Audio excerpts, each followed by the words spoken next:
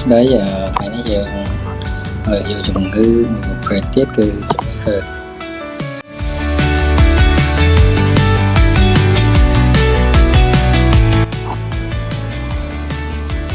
ជាទូទៅជំងឺហឺតយើងត្រូវបានស្គាល់ថាជាជំងឺមួយដែលបង្កស្ថានភាពផ្លូវដង្ហើមរបស់យើងឲ្យរួមតូចហើយដង្ហើមអាចមានទឹករំអិលបន្ថែមនៅក្នុងផ្លូវដង្ហើមដែរហើយវាជះផលទៅជាពិបាកក្នុងការដកដង្ហើមនិងបង្កឲ្យមានការក្អកដែលមានសំឡេងដូចជាងហួចហ្នឹងដែលក្នុងភាសាពេទ្យយើងហៅ wheezing ហើយនៅពេលដកដង្ហើមចេញនិងដកដង្ហើមខ្លីហ្នឹងយើងអាចស្ដាប់ឮសំឡេងហួចហ្នឹង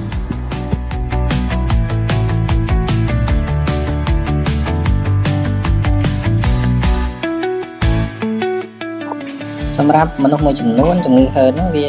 មានផលរំខានតិចតួចទេប៉ុន្តែសម្រាប់មួយចំនួនទៀតគឺវាអាចបង្កជាបញ្ហារំខានដល់សុខភាពប្រចាំថ្ងៃរបស់គាត់ហ្នឹងហើយអាចឈានដល់ការគំរាមកំហែងដល់អាយុជីវិតរបស់គាត់ទៀតផងបើសិនជាយើង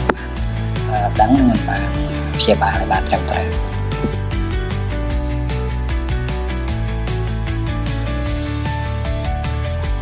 ជំងឺហឺតជាទូទៅមិនទាន់មានការព្យាបាលណាបានជាដាច់នៅឡើយទេប៉ុន្តែតកតងនឹងរោគសញ្ញារបស់វាគឺយើងអាចគ្រប់គ្រងបានដោយសារតែជំងឺហឺតហ្នឹងជារឿយៗវាប្រែប្រួលទៅតាមពេលវេលា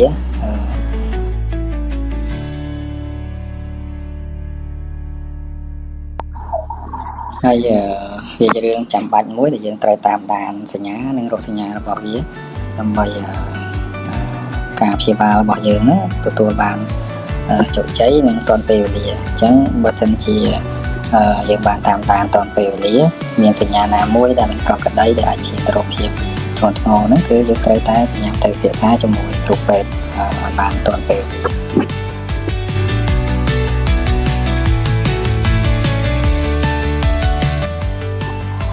ចំពោះរោគសញ្ញានៃជំងឺហឺតគឺវាប្រែប្រួលពីមនុស្សម្នាក់ទៅមនុស្សម្នាក់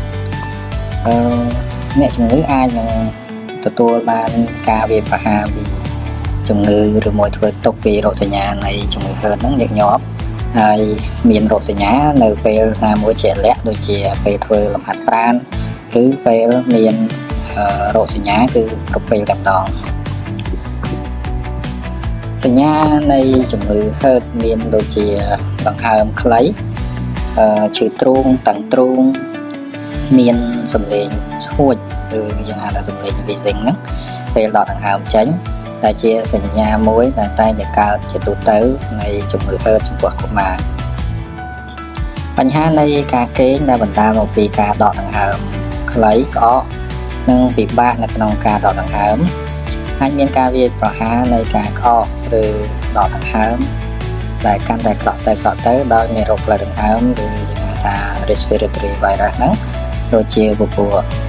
ផ្ដាសាយឬមួយផ្ដាសាយធំជាដើម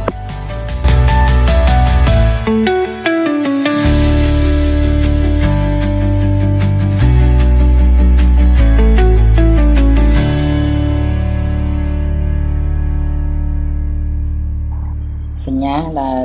បង្ហាញថាជំងឺហឺតហ្នឹងកាន់តែធ្ងន់ធ្ងរគឺនៅពេលណាដែលមានសញ្ញានិងរោគសញ្ញានៃជំងឺហឺតកើនឡើងកាន់តែញឹកញាប់ទៅដូច្នេះហើយត្រូវប្រញាប់ទៅជួបគ្រូពេទ្យជំនាញដើម្បីទប់ស្កាត់និងព្យាបាលឲ្យបានទាន់ពេលវេលា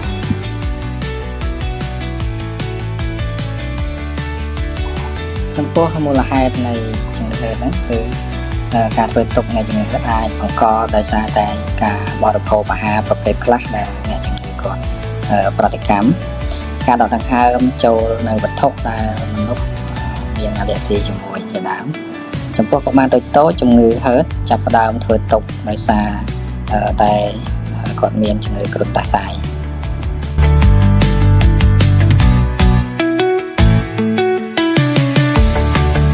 ចំពោះជំងឺហឺតក៏អាចបណ្ដាលមកពីបរិយាកាសមិនស្អាតដូចជាផ្សែងពុលផ្សែងបារីការដុតសម្រាមផ្សែងពីចង្ក្រាននិងផ្សែងពីការដុតនៅតាមវាលស្រែឬផ្សែងឡាននិងផ្សែងតាមរោងចក្រឧស្សាហកម្មផ្សេងៗជាដើម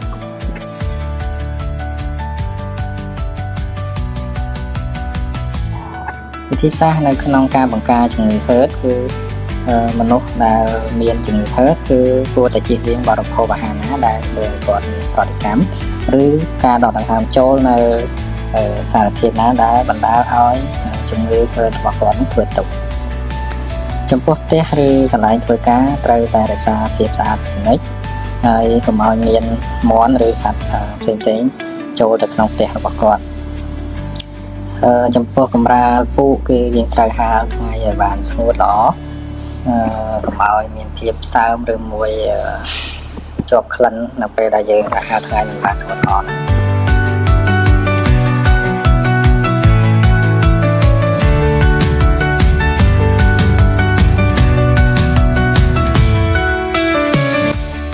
ជួនកាលការដែលយើងដេកនៅខាងក្រៅផ្ទះក៏វាអាចជួយអ្នកជំងឺបានខ្លះដែរចំពោះទឹកគឺត្រូវផឹកទឹកឲ្យបានយ៉ាងតិច8កែវក្នុងមួយថ្ងៃដើម្បីពង្រាយស្លេសរបស់អ្នកជំងឺHERDក៏អាចធូរស្រាលដែរបើសិនបើគាត់ស្ថិតនៅក្នុងកន្លែងដែលមានបរិយាកាសល្អហើយកុំនៅក្បែរឬមួយកុំជក់បារីឲ្យសោះព្រោះវាអាចធ្វើឲ្យសួតរបស់គាត់កាន់តែវិវត្តទៅរកភាពធ្ងន់ធ្ងរឡើង